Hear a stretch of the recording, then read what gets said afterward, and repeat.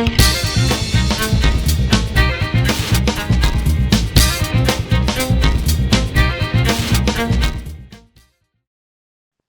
right, Bill's and Ed's Excellent Telethon. We are so excited to have this very exclusive interview. I'm trying not to be nervous, but we have this exclusive interview with George Lucas, the George Lucas, who has donated his time to talk with me today. So from all the way from Lucas Ranch in California, thank you for joining me. Thank you, Ed. And Mike and Carl and Joel and Jimmy Mack and the rest of the voices of the Republic. Yeah. Oh, but George, actually, this is not really for the famous Star Wars podcast that. Well, that's disappointing. I'm sorry. Yeah, they're going to be excited to see this, but it's actually for my Cancer Bill benefit telethon that I'm hosting. Oh, finally say my piece to what you guys feel about some of my decisions. But if it's for your cancer thing, that's great. I'm all about cancer. I fully support the eradication of it. Although it does remind me of astrology and the stars. Astrology is actually why Marcia and I broke up. You see, I'm a Taurus and she doesn't believe in BS. But this is really good wine. I'm sure. It looks delicious. It's full of story and intrigue. Just like my new fairy movie. Is there any nuttiness? There's a lot of nuttiness. Yeah, a sort of an Uthi de epopee to it. You're speaking my language. Excellent. Let's see. What about your current wife, Melody? Which Melody. Oh, she's an Aries. She's a real go-getter. She supports telethons and fundraisers and philanthropy, and she's really given me the 180 on the whole. Keep money or give it to somebody else who needs it more than I do. Fantastic. That's great to hear. Good to hear that you're actually so generous, and you're both generous. Ladies like it. You know what I mean? Goodness. She likes when I'm generous. I never had someone like that in my life before. Oh, great. Well, it feels good to know that. Yeah. So let's start off. In 2012, your production company, Lucasfilm Limited, was sold to the Disney company, and I'm just wondering, what prompted that decision, and was it a really tough decision for you to make? Well, here's the thing. It was always my plan to make 12 films, Star Wars. It wasn't really a personal choice. The story is what the story is with these movies. My original script was far too ambitious, for one movie or the original 6 that I had in mind. But it is hard to let someone take over the reins. But we have to finish this 9-film saga, and I get to sit back and just watch it by the sidelines now, But hey, I am busy though with making my wine. Oh, good. Still busy. Okay. Yeah. So that said, how involved were you with the production of the upcoming sequel, The Force Awakens? Well, so this is the thing. I sold my new story ideas that I had for what would it be? It would be 5, 6, 8, and 9, and no, 7, 8, 9. I think up to 12. But the original idea was 9 films. But as you know, I sold everything to Disney, the whole Lucasfilm empire, and it's very much what Jim Henson Company did. Except the difference is that I'm alive to see it.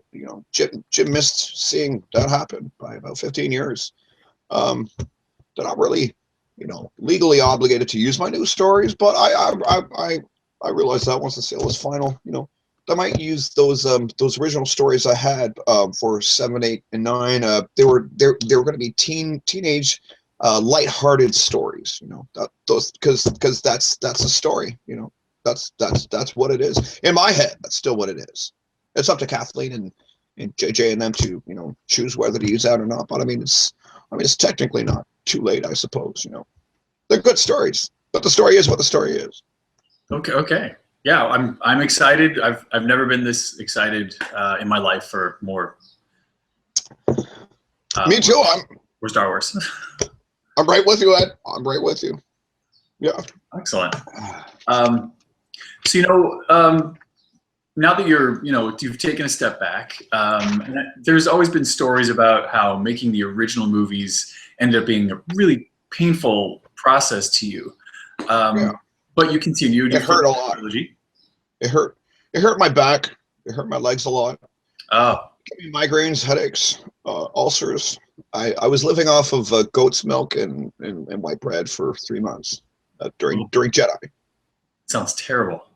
It was awful, and I was also nursing my daughter at the time, so it's kind of hard when Marshall left during that time, but I'm over it now. But I mean, that's my story, and the story is what it is, and I can't change that.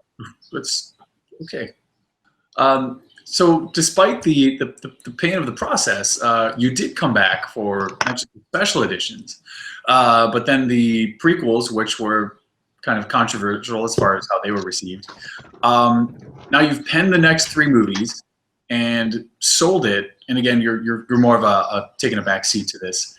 But I've always wondered, did you do this out of all of it, out of love of Star Wars? Was the love always there, or was it really about making money? Well, that's just it. As you know, the $4 billion was put into a college foundation. I woke up one day and I said to Melody, I said, I have to give something back, or I'm going to go full dark side. To be honest, though, it was around the mid-90s when it wasn't so much about the cash as it was really having something to do.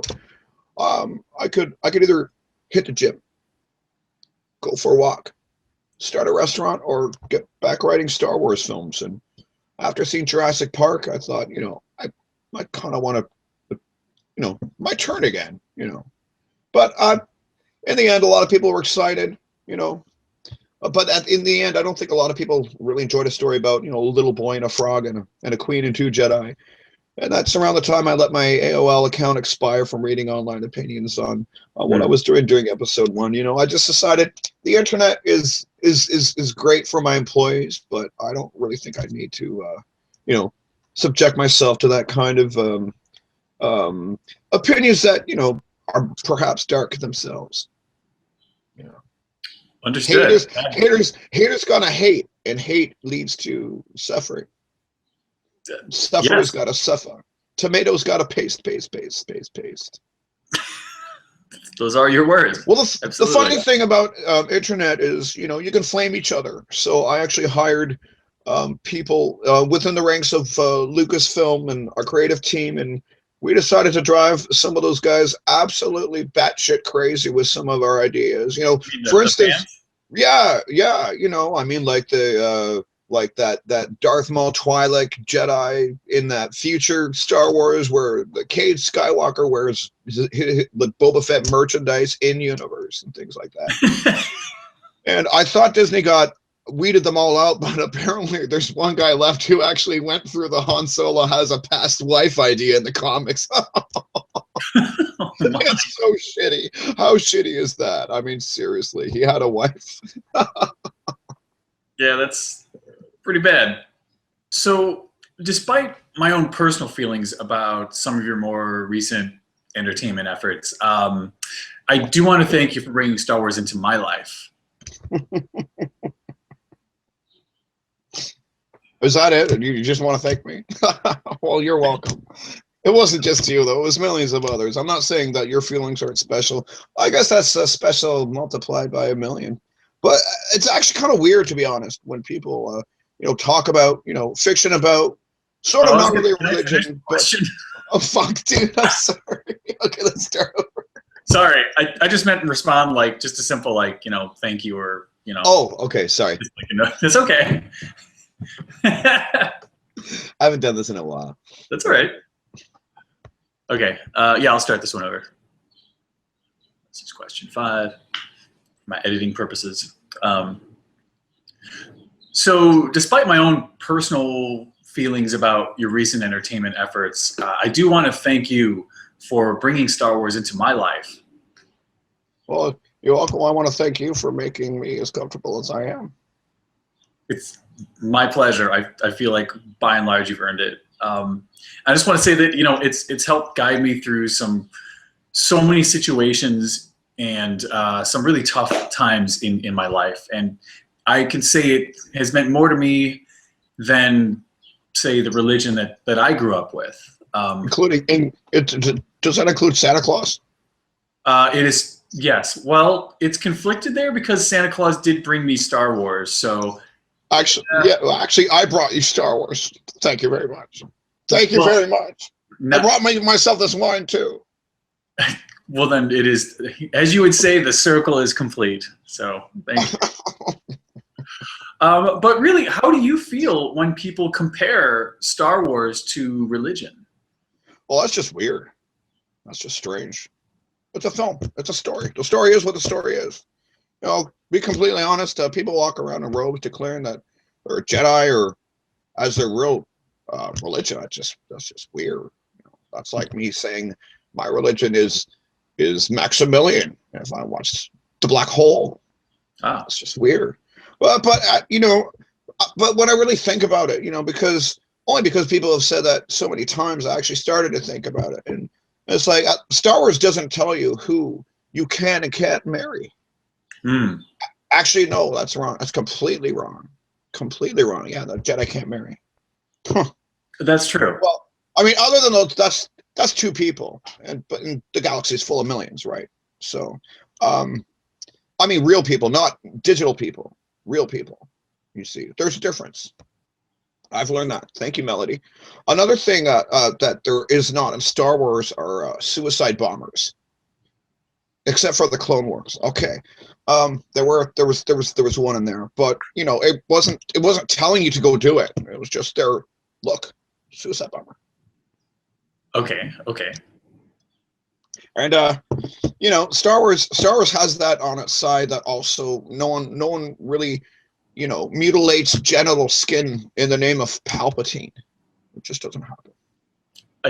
I guess that's we can all be thankful for that. You're welcome. Yeah.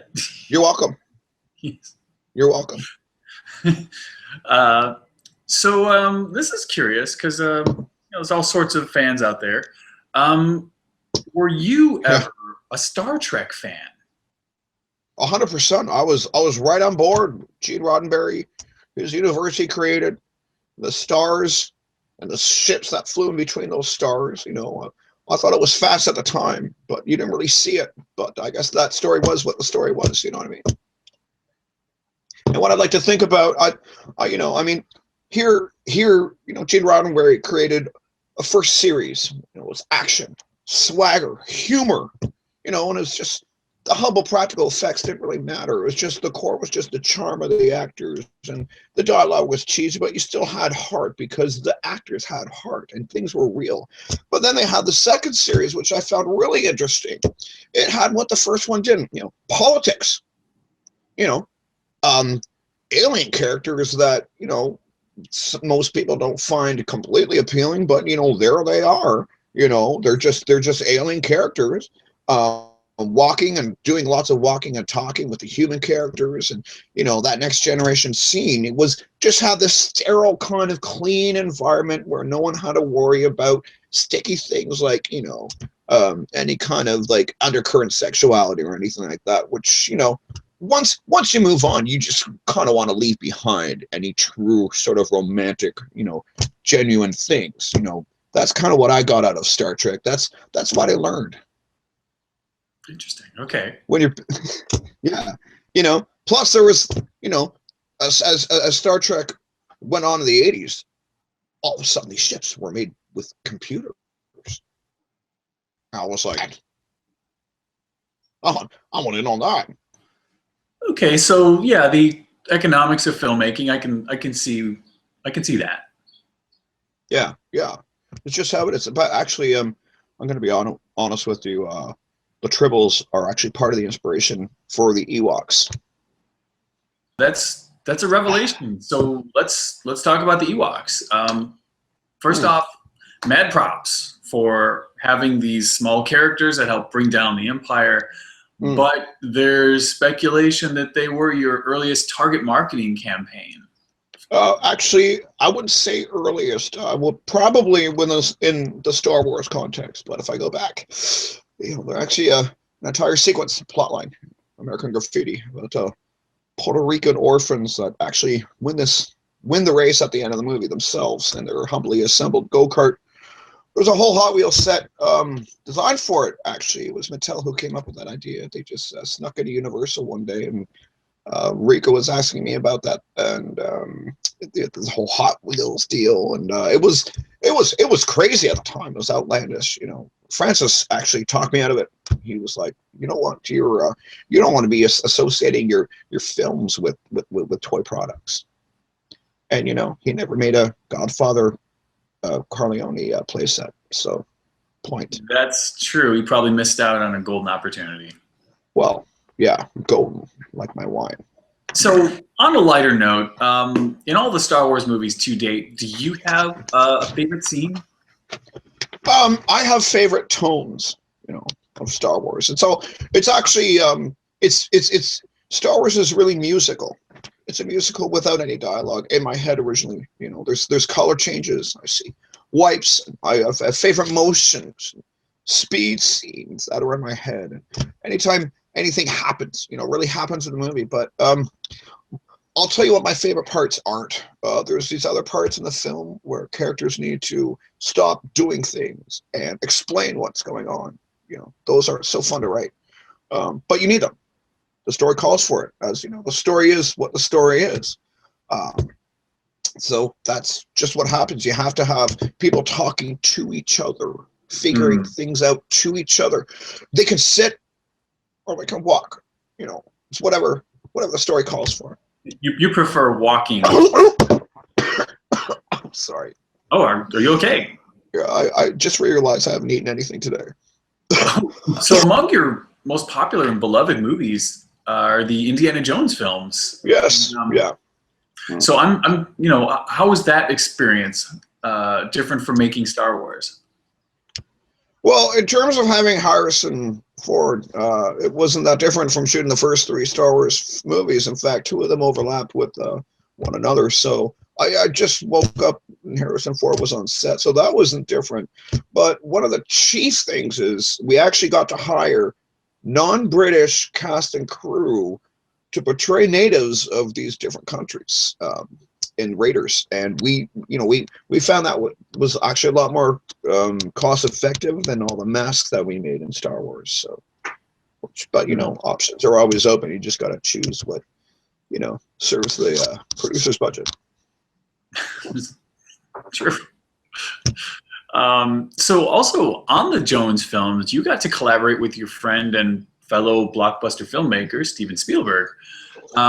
Was it fun to work with him, or was that just a battle of egos? Well, as I said, in terms of having Harrison Ford there, it wasn't that different from shooting the first 3 films of Star Wars, even though one overlapped with another. I think I already said that. But what was different was that Steven was there. I love Steven. He was there once on the set of Episode 1, checking out this model of a battle droid. And he said, he said to me, he said, "That's great. That's great." And I knew. He said that was great. You knew you had a hit on your hands. Yeah, I had a hit, and it was a hit. It was a hit. It was the #1 movie of that year. I guess that's true.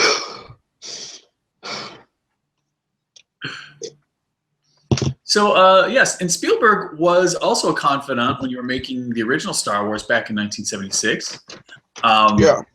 Him, along with friends like Martin Scorsese, Jonathan Demme, and Willard Huyck and Gloria Katz, all successful filmmakers, but they got to screen and critique the first Star Wars movies.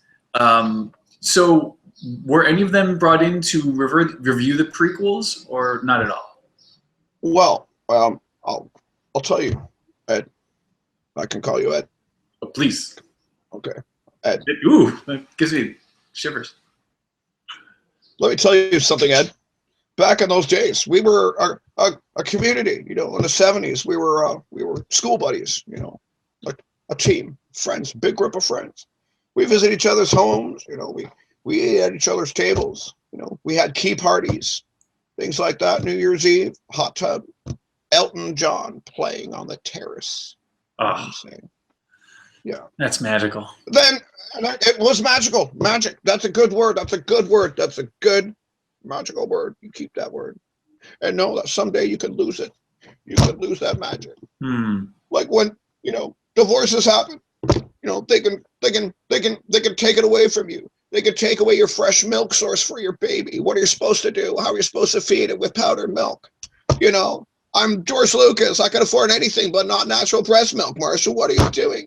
Divorce happens. You just take that away from, you know, yourself. You just got to make a choice. You can try to put the same effort into putting yourself out creatively, you know, when you're vulnerable, and, you know, yeah, you're insulated from your sense of community, and that sense of community, or you can say, fuck it, I'm doing it all myself. Yes, sir. Yes, you did.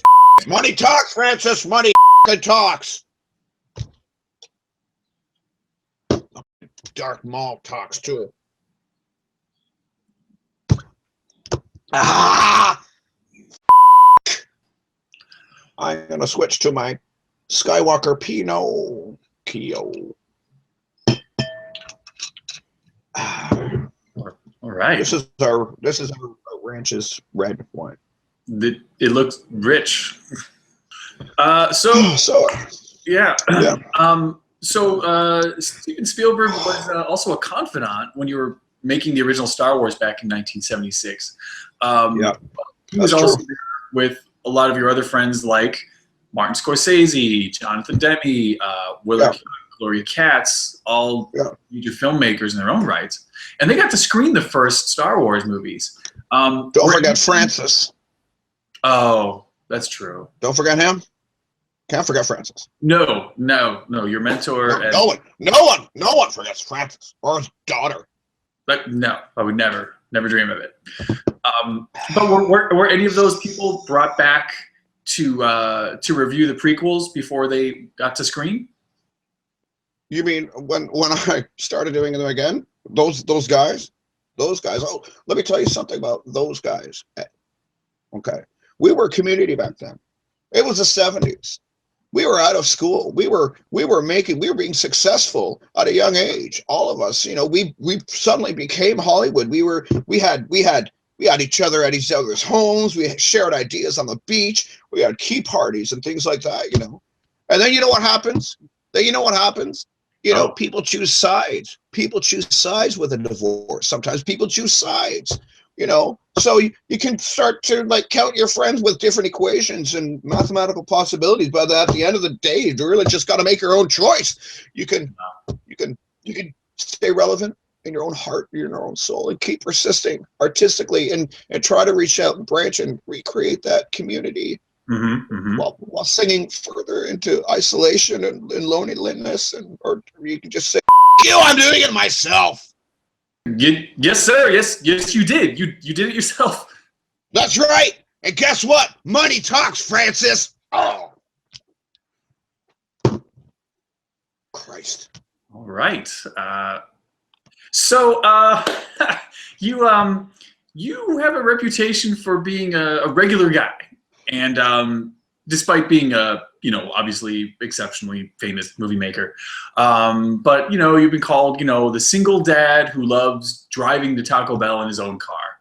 And I've just wondered, why Taco Bell? Taco Bell was the meal Marsha brought us when she told me she was leaving. The Last Supper of the burrito. That's sad. I'm sorry. Grande, soft tacos, Mexican pizzas. All I just want to build is some castle of taco sauce. Let's talk about something a little happier. I'm sorry. So you've got an exciting project coming up. Do you need a moment? Oh, good. Oh, okay. So in 2018, the George Lucas Museum of Narrative Art will open in my hometown, Chicago. And many people have been referring to it as the Star Wars Museum, but you've been vehemently saying that it's actually a museum dedicated to the history and artifacts of cinema. But let's just put the BS aside, as you would say. Really, like what percentage is going to be Star Wars? What percentage is going to be Star Wars? Oh well, Melody, she's my new wife. She's good at numbers. She's good at crunching them. She's good at crunching a lot of things. You know, she can really crunch that, and she's got ideas. She can help organize. She's proactive. You know, she kept her own last name. You know, and she told me to just make a box office to square footage ratio of the museum. So of course most of it's going to be Star Wars because that's my story, and the story is what the story is. You know, but the largest room in the building is actually the gift shop. So in this in the new museum, will there be any mention about Jar Jar Binks? Well, On My Best is actually running the gift shop. Well, okay. Well, you know, I know that Jar Jar has had his critics, but you know, he's kind of revolutionary in terms of CG, like a pioneering effort for motion capture, and pretty much set the standard for the modern version of that technique. But it seems like, you know, there's children that grew up with him that loved him, but the adults that just don't really get it and hate him. So what kind of place would he have in this museum? Loving Jar Jar is a science, just like anything else in the cosmos. We actually are planning this wing dedicated to the science behind Jar Jar Binks, historical research that went into making him relevant and ethnically acceptable. And you know, biography of On My Best, the gift shop manager, actor. The wing will basically take you to a room where you can express your real feelings to Jar Jar in person. You know, when he's not on the shop floor. We could actually hug him or hurt him? Basically, yes. Science. You know, we already have a long list of fanboys. I mean, stuntmen lined up to bring Jar Jar to life for the fans. You know, especially when Ahmed's busy taking orders, marking down overstock. I have one final question, George. Yeah.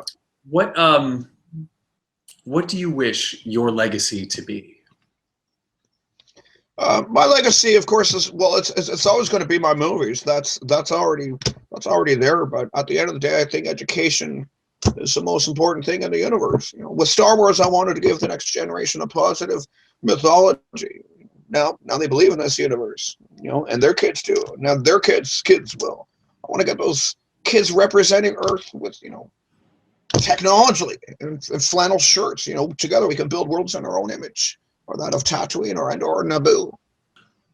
Wow, that's impressive. Yeah, you know, we can actually engineer real life Gungans. Then we'll see who's laughing at Jar Jar Binks.